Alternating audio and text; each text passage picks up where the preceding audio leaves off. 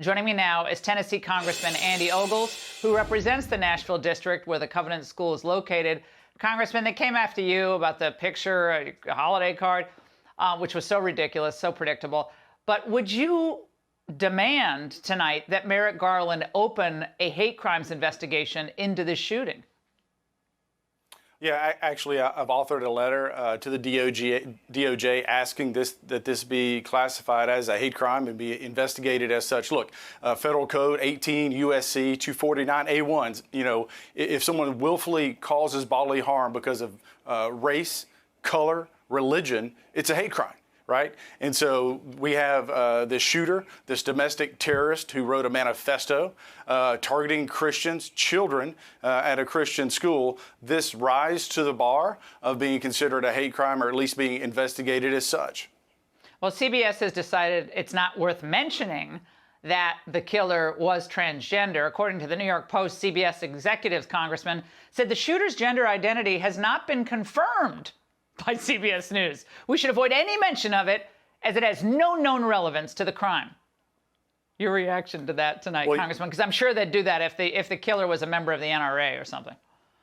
Oh, yeah. I mean, this clearly is just pursuing a leftist agenda. Look, those folks that rushed and stormed the Tennessee state capitol. By the way, if you were to use J6 as the model, every one of those people should be incarcerated without due process. Obviously, as someone who believes in justice, we wouldn't advocate for that. But the model is there, and the government's being weaponized against us. But look, this clearly is someone was deeply troubled, and the idea that guns are the problem here is ridiculous. This individual had mental illness and a murderer, and those people that stormed the Capitol, they held up the number 7, meaning that there were 7 victims. No, there were 6 victims. There was 1 murderer, and that murderer is a domestic terrorist. Well, I have to get your reaction to this statement from Senator Elizabeth Warren. Watch. I just can't tell you how frustrating this is.